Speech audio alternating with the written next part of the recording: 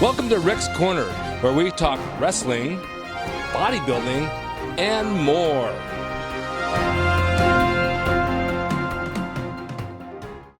Today I'm going to talk about something a little bit different. I don't have an interview today, it's just me on camera, but I wanted to tell people out there because they always ask me, what was it like back in the 70s when you trained with Arnold? What was it like? What was he like? What kind of routine did you do? What did you do different than we do today? How come you guys got so big? And what did you take? And what was the bodybuilding diet like? And what were the training programs like? Well, I'm going to touch on a little bit of that today. And then over the series of time in my episodes, I'll touch on different body parts as well. Back then, how bodybuilding back in the 50s and even the 40s on were pretty much basic exercises. If you saw the ads in the magazines, they had a basic barbell, they had a basic dumbbell. They didn't have any fancy machines. Now, Joe Gold built all the stuff at Gold's Gym by hand. He had a little warehouse in the back of his gym, in the back of his house, where he did all of his welding. He built his dumbbells. He made his machines. He had the pulley action just precise. The dumbbells themselves had bell handles that you could really grip, and they had a really good feel to them. I've never felt any dumbbells like this in any gym ever, and I've trained at many gyms around the United States. His were special. There were just something about it. His leg extension machine, the action was perfect. His cable crossovers, they were high, they were medium, they were low settings. You don't find a lot of that. Well, I was training at Bill Pearl's gym prior to that, which is a pretty good gym in itself. It also had homemade equipment. It was in a different part of town, and I kept hearing about Gold's. You got to go to Gold's, you got to go to Gold's. So I drove over there one day, and I walk into the back door as Arnold's coming out. Somebody introduced him to me. We shook hands and we talked, and then I saw him the next morning. I came in and he said, "What are you training today?" I said, "I'm doing chest and I'm doing back." And he says, "Good, me too. Let's train." So we did. And I was always able to outbench him. My bench was up to 455 for 2 reps, which was pretty darn good. I had a body weight of about 218. It's just one of those things. And I don't think his was much over 400, if at all. We decided to work out, and we did some chest and we did back together, and I'll tell you exactly what we did. Basic bench presses on the Olympic bar, sets of 10 reps, 8 reps, 6, 2, and a couple of singles, and then back to 8 again. Nothing elaborate, but it worked the chest. We would superset those with chins. Now, right by the back door in the gym was one of those big chin bars that had the angled grips. So, I mean, it wasn't a straight bar, so you could grab it like an easy curl bar. Yeah, I'd do a set of benches, do a set of chins. He'd do a set, we'd just work back and forth. Then we moved on to maybe incline presses with the bar, not dumbbells. That came later. The incline press was supersetted with the seated lat machine pull-ins. You see, you're working opposing muscle groups. You're working front and you're working back, just like bicep, tricep. They work really well together. We do maybe 4 or 5 sets of the benches with 4 or 5 sets of the chins, and we do 4 or 5 sets of the inclines with the barbell, 4 or 5 sets of the cable pull-ins.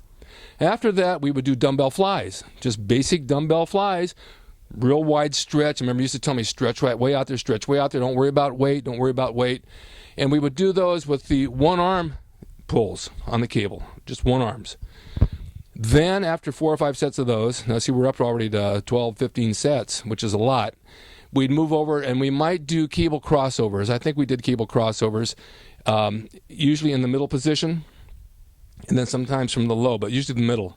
After we would do those, we would have the Nautilus machine that, I don't remember his name down in Florida, who invented the Nautilus machine. We did those for pullovers, so those were supersets.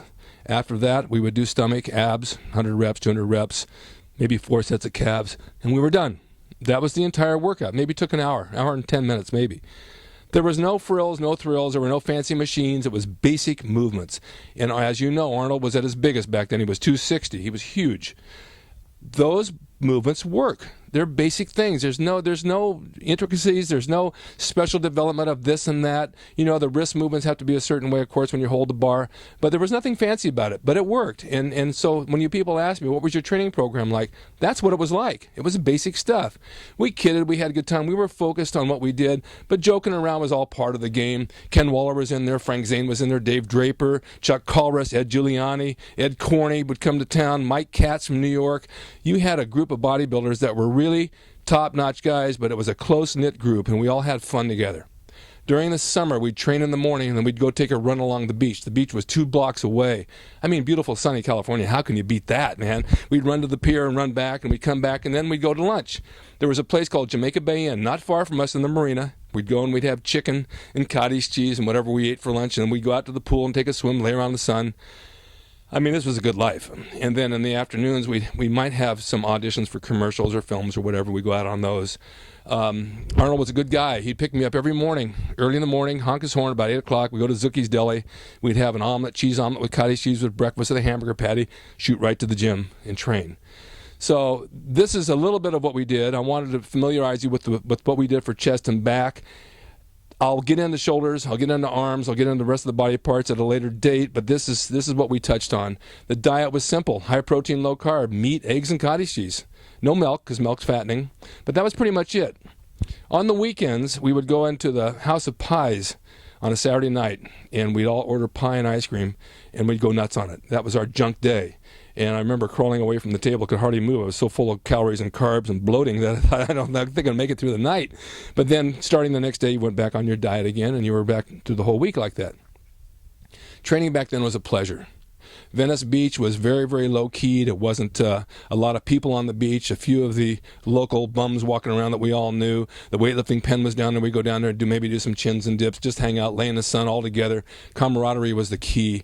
On the weekend nights, there were parties. We'd all hang out together at the parties. They'd have food there. We just had a great time. It's not like that today. Bodybuilding today has gone to a whole different level. Today it's very scientific. I don't see the camaraderie in the gyms like it used to be. There's a lot of egos. There were egos then, but it seems more standoffish to me by far. But back then, we were close-knit. Franco was always there. Franco was a bricklayer. He called me one day and he says, "Look, I need help making a chimney in Westwood. Can you help me for the day?" And I said, "Sure." I said, "This is $100. I'll go up there." We drove up Wilshire Boulevard, if you're familiar with along Los Angeles. It's a very crowded, busy street. He must have driven up that street 80 miles an hour, almost gave me a heart attack. All day we laid this chimney. I'm down mixing the cement. He's on top of the roof building the bricks, and I'm carrying the cement up and down. I was beat dead. And he says, "Look, we're done. It's 6 o'clock. Let's go to the gym. We're going to work out." So we went, and he lifted heavy, and I almost had a heart attack. I said, "I don't know how you do this. I never want to do this. I just want to train, lay in the sun." Anyway, I wanted to familiarize people with what we did back then and what it was like training with Arnold.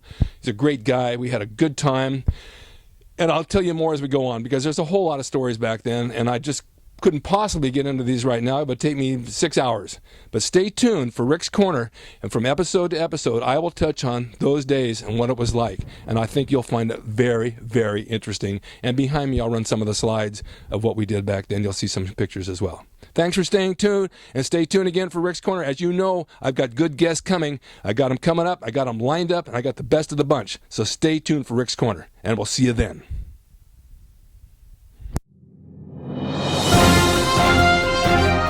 Thank you for watching, and stay tuned next time for another episode of Rick's Corner.